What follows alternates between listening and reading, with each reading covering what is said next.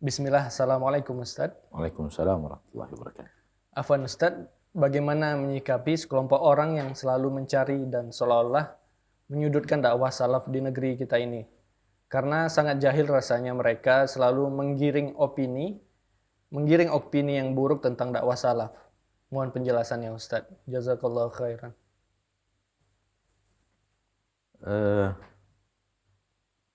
Pertama kita bedakan ya. Kita bedakan antara orang jahil, yaitu memang orang awam yang tidak mengerti agama dan tidak kenal agama dengan baik. Dan mereka hanyalah orang-orang yang berada di tengah pasar. Mungkin kita bisa golongkan orang jahil yang tidak setuju dakwah, dan juga ada orang-orang seperti ini. Dan juga di sisi lain ada yang memusuhi dakwah sunnah, yang kembali kepada Al-Quran dan sunnah sesuai dengan pemahaman salafus salih, atau yang dikenal dengan dakwah salaf, ya, yang bukan dari orang jahil, tapi dari orang-orang yang dikenal di tengah masyarakat dengan orang-orang yang berilmu. Maka yang seperti ini tidak bisa kita katakan orang jahil, karena pada dasarnya mereka bukanlah orang jahil. Karena pada dasarnya mereka adalah orang-orang yang menimba ilmu, akan tetapi apa yang mereka timba berbeda dengan apa yang kita ketahui dari para ahli ilmu, dari para ulama yang mengajarkan sesuai dengan ayat-ayat Allah dan sunnah Rasulullah Sallallahu Alaihi Wasallam. Dan kemudian mereka berbicara tentang dakwah yang sesuai dengan Al-Quran dan sunnah, dan memahami sesuai dengan pemahaman salaful ummah. Lalu mereka mengkritiknya dengan kritikan-kritikan mereka. Maka yang seperti ini saya tidak setuju ketika dikatakan kritikan dari orang jahil. Akan tapi permasalahan yang ada adalah kita memahami kebenaran seperti ini. Dan begini kita memahami kebenaran tersebut. Dan kita yakin akan kebenaran yang kita dakwahkan. Bersumber kepada ayat Allah, bersumber kepada sunnah Rasulullah Sallallahu Alaihi Wasallam, dan sesuai dengan pemahaman para salafus salih. Dan mereka ketika menimba ilmu juga, menimba ilmu dengan apa yang mereka timba. Dan dengan ilmu yang mereka ada pada mereka, mereka melihat bahwa mereka di atas jalur yang hak. Mereka melihat mereka berada di atas jalan yang benar. Dan kemudian mereka menyatakan bahwa apa yang sedang kita ajarkan berada di jalur yang salah. Dan akhirnya mereka juga berbicara. Ya. Tentu tujuan mereka beramar ma'ruf nahi mungkar juga. Namun dengan pemahaman yang telah ada pada mereka. Ma'asyarul muslimin, ma'asyarul muslimat, rahimani wa rahimakumullah. Hendaklah kita adil dalam melihat. Dan jangan semua orang yang kita mengkritik apa yang kita lakukan lalu kita anggap orang jahil. Jangan terlalu dibutakan dengan kritikan. Namun lihat isi daripada kritikan tersebut. Ya, kalau yang kemudian mengkritik adalah orang pasar, preman pasar misalnya, ya, yang mengkritik dengan hawa, dan dia jangankan untuk berilmu, membaca Al-Quran saja tidak lurus, maka bisa kita katakan orang jahil. Dan karena memang ada juga kritikan-kritikan dari orang jahil yang seperti itu. Tapi kalau kemudian kritikan itu datang dari orang yang memiliki pesantren misalnya, atau memang juga alumni dari pendidikan-pendidikan agama sebelumnya, baik di dalam atau di luar negeri, mahir berbahasa Arab, maka yang ada adalah syubhat. Mereka memiliki syubhat, dan mereka yakin bahwa mereka di atas yang hak, dan kita di atas jalur yang batil, sehingga mereka menasihati kita dengan cara mereka. Dan Hal yang sama, bahwa kita sangat yakin kita di atas yang hak. Dan kita menyampaikan yang hak yang kita yakini kebenarannya. Dan kita yakin dengan cara pemahaman yang ada pada mereka itu batil. Lalu kita terangkan, ini yang hak seperti ini batil. Tapi kita menyampaikan haruslah dengan argumentasi ilmiah. Dan bukan dengan tudingan. Dan bukan dengan menuding-nuding, menuduh. Ya, tuduhan-tuduhan. Seperti tuduhan-tuduhan yang tadi diantaranya telah kita sampaikan di awal. Ya, kita tidak pernah mengatakan mereka memecah belah umat. Lalu menyebut-nyebut kelompoknya. Kalau kemudian memang di dalam kelompok itu ada kebatilan, kita tinggal mengatakan hal-hal seperti ini tidak benar, hal seperti ini salah. Kita membahas bahasan ilmiah. Harus dibedakan mana yang tudingan, yang mana yang bahasan ilmiah. Dan orang-orang yang mengerti akan dunia ilmiah, tahu mana yang bahasan ilmiah dan mana yang tudingan dan tuduhan. Ya, jangankan orang yang berilmu, orang-orang akademisi di dalam ilmu dakwah, di dalam ilmu syariat, orang-orang yang mereka adalah akademisi dalam ilmu-ilmu dunia saja bisa membedakan yang mana yang bahasan ilmiah dan mana yang tuduhan, tudingan dan cacian. Mereka bisa membedakan. Bi'idznillah azza wa jal. Oleh karena itu, ya, kalau ataupun kemudian ada segelintir daripada mereka-mereka yang telah berilmu, namun menurut kita ilmu mereka itu tidak sesuai dengan Al-Quran dan Sunnah, sesuai dengan pemahaman salaful ummah, lalu di antara mereka mengkritik, ya, maka kita lihat apakah benar kritikan itu atau tidak. Karena pada dasarnya mereka menasihati kita. Sekiranya kita sesuai dengan apa yang mereka nasihati, dan kita berada di jalur yang salah, kita kembali kepada kebenaran. Kalau Anda memahaminya seperti itu, dan mengajak kaum muslimin untuk melakukan hal yang seperti itu. Tidak jauh-jauh, kita ambil satu contoh misalnya, dengan meyakini bahwa Allah di atas arsy, sebagaimana yang Allah katakan di dalam Al-Quran. Mereka menuding kita mujassim. Mereka menerangkan kepada umat bahwa kita ini mujassim. Mujassim itu apa? Mujassim itu adalah sebuah kalimat yang menurut bahasan ilmiah adalah kita menyamakan Allah dengan makhluk. Karena menyatakan Allah punya tubuh, sebagaimana makhluk juga punya tubuh. Allah bertempat, sementara makhluk juga bertempat. Sehingga terjadi tasbih, menyamakan Allah dengan makhluk. Dan mereka mengatakan, keyakinan Anda bahwa Allah di atas arsy menyatakan bahwa otomatis Anda menyatakan Allah sama dengan makhluk. Mereka berpandangan seperti itu. Sementara kita tidak pernah menyatakan Allah sama dengan makhluk. Kita tidak pernah menyatakan Allah sama dengan makhluk. Dan kita mengatakan bahwa orang yang menyamakan Allah dengan makhluk kafir, keluar dari agama Islam. Dan keyakinan kita bahwa Allah di atas arsy seperti apa yang ada di dalam Al-Quran, tidaklah Allah di atas arsy seperti makhluk di atas arsy. Tidak seperti itu. Namun kita katakan Allah menyatakan Allah di atas arsy dan Allah tidak sama dengan makhluk. Dan kita tidak pernah menyatakan Allah punya jasad, tubuh seperti tubuhnya makhluk. Allah punya jisim, badan, tubuh seperti makhluk punya jisim, punya tubuh. Tidak mengatakan itu sama sekali. Namun kemudian di dalam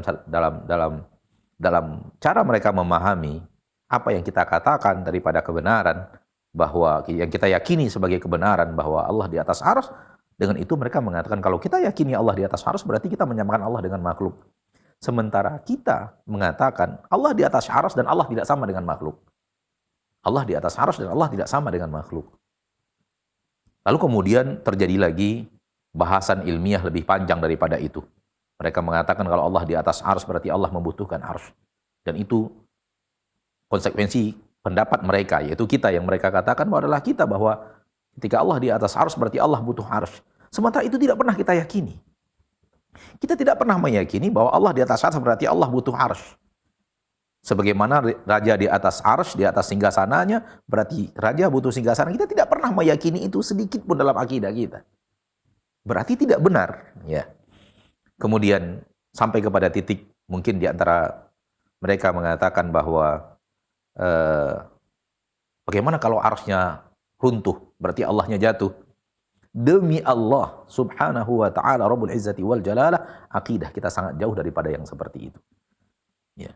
Kita mengatakan bahwa Allah di atas arsy sebagaimana yang Allah katakan, dan kita tidak pernah mengatakan bahwa Allah butuh arsy, bahkan arsy lah yang butuh Allah. Ya. Dan kita tidak pernah mengatakan kalau arsy-nya hancur kemudian Allah jatuh. Dan semua itu adalah hal yang tidak pernah kita, yang tidak ada pada akidah kita yang dipaksakan. Bahwa kalau kita meyakini Allah di atas arsy seperti ini, harus seperti ini kejadiannya. Kemudian satu poin lagi bahwa mereka mengatakan bahwa kalau Allah di atas arsy berarti arsy lebih besar dari Allah. Sesuatu yang tidak pernah kita yakini sedikit pun. Konsekuensi seperti ini, nahnu minhum minha bura'a. Kita yang berusaha memahami ayat-ayat Allah dan sunnah Rasulullah SAW sesuai dengan pemahaman para sahabat ridwanullahi alaihim ajma'in, tidak pernah meyakini itu sedikit pun. Sedikit pun tidak pernah terbesit di akidah kita bahwa Allah tabaraka wa ta'ala lebih kecil daripada arsy, arsy lebih besar daripada Allah, bahwa Allah tabaraka wa ta'ala membutuhkan arsy, kalau arsy-nya hancur kemudian Allah jatuh, semua itu batil. Dan kemudian konsekuensi batil itu diyakini, dan mereka anggap bahwa ketika meyakini Allah di atas arsy, konsekuensi itu terjadi. Padahal tidak sama sekali. Ya, meyakini Allah di atas arsy tidak menuntut bahwa Allah itu sama dengan makhluk. Ya, meyakini Allah di atas arsy tidak menuntut bahwa Allah lebih kecil, arsy lebih besar. Dan keyakinan bahwa Allah di atas arsy tidak menuntut bahwa Allah membutuhkan arsy. Sama sekali tidak, sama sekali. Namun itulah yang mereka yakini. Itulah yang mereka yakini kalau meyakini Allah di atas arsy. Dan kita meyakini Allah di atas arsy karena kita menemukan ayat Allah seperti itu. Dan kita meyakini itu karena Allah tabaraka wa ta'ala diyakini oleh para sahabat ridwanullahi alaihim ajma'in seperti itu. Dan 4 imam mazhab meyakini seperti itu. Begitu nukilan-nukilan dari para sahabat, begitu nukilan-nukilan dari para tabi'in. Imam Al-Auza'i mengatakan, seluruh kami mengatakan Allah di atas arsy dan para sahabat banyak masih hidup. Kami mengatakan Allah di atas arsy. Begitu yang dinukilkan oleh Imam Al-Auza'i. Dan juga Imam Abu Hatim Ar-Razi juga menyatakan apa yang kami apa yang akan saya nukilkan kepada Anda dari poin-poin akidah, semua itulah poin-poin akidah dari para ulama yang saya temukan di seluruh negeri yang saya kunjungi. Dan salah satu yang beliau katakan bahwa Allah di atas arsy. Dan itulah akidah para ulama yang kami temui. Dan itulah akidah para ulama di negeri-negeri manapun yang saya belajar ilmu daripada mereka. Ya. Kalau itu yang kemudian dikatakan oleh Allah di dalam Al-Quran, dan begitu yang dikatakan Rasulullah SAW, dan kemudian itu yang diyakini oleh para sahabat, itu yang diyakini oleh para tabi'in, seperti perkataan Imam Al-Auza'i, dan itu juga yang diyakini oleh para 4 imam madhab, dan itu juga akidah-akidah ulama di seluruh negeri yang dinukilkan di dalam kitab-kitab, maka menunjukkan bahwasanya inilah akidah yang hak. Ya. Tapi sekali lagi, kembali kita kepada pertanyaan yang tadi ditanyakan. Ya. Kita jangan sekali-kali mengatakan bahwa orang yang membantah apa yang kita sampaikan, yang kita anggap benar, itu berarti jahil. Belum tentu. Pada dasarnya kita berdakwah sesuai dengan kebenaran yang kita yakini. Mereka berdakwah sesuai dengan kebenaran yang mereka yakini. Kalau ataupun mereka menggunakan uslub atau menggunakan cara menuding, kita jangan meniru dengan cara menuding. Kalau kita dituding, kita lihat apakah tudingan itu benar dan kita berada di jalur yang salah. Seperti yang tadi, ketika mereka mengatakan Allah di atas arsy berarti kalian meyakini begini, dan semua itu batil.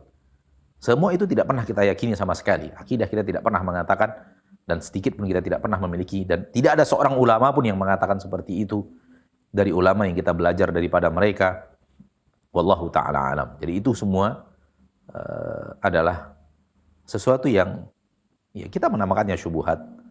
Namun intinya adalah kita menasihati kaum muslimin sesuai dengan kebenaran yang kita ketahui, mereka juga berusaha menasihati kaum muslimin sesuai dengan kebenaran yang mereka ketahui. Tinggal kaum muslimin melihat mana yang di atas dalil.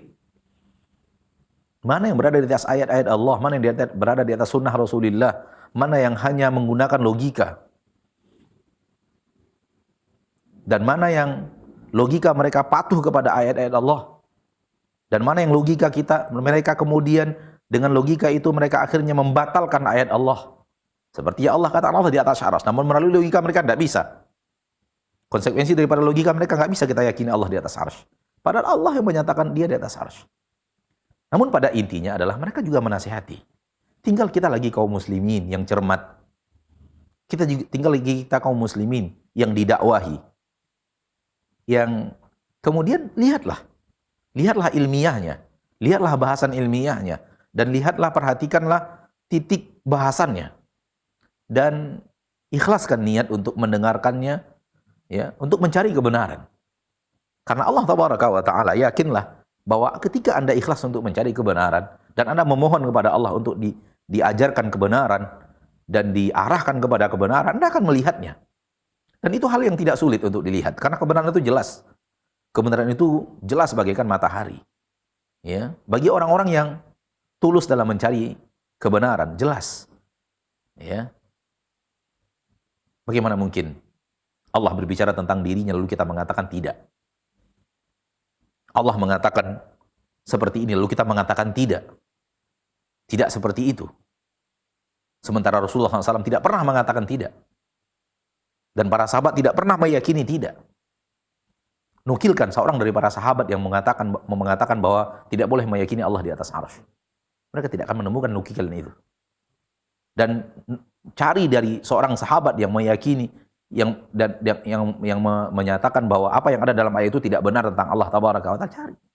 Kalau ataupun datangnya dari ulama yang dinyatakan alim dari ulama-ulama generasi-generasi belakangan, maka kita akan mengatakan bahwa seluruh yang datang di belakangan boleh diterima, boleh ditolak. Akan tapi lihat para sahabat yang disuruh oleh Allah, kita kemudian mengikuti derap langkah mereka. Intinya adalah bersabarlah.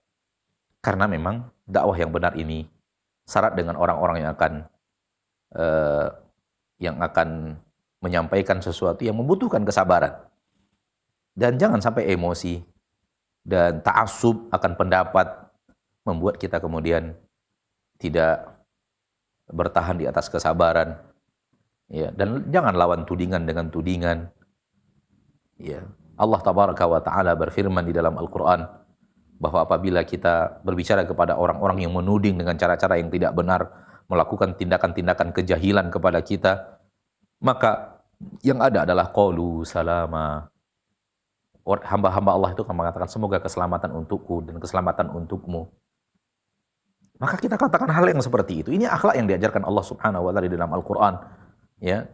Kalau kemudian kita temukan para dai-dai yang menurut kita mereka memiliki pemahaman yang batil tentang asma dan sifat, ya, dan keyakinan mereka yang ada pada akidah-akidah mereka membuat mereka membatalkan ayat-ayat Allah Subhanahu wa Ta'ala dengan nama ta'wil, dengan nama tafwid dan yang lainnya, maka kita katakan salah.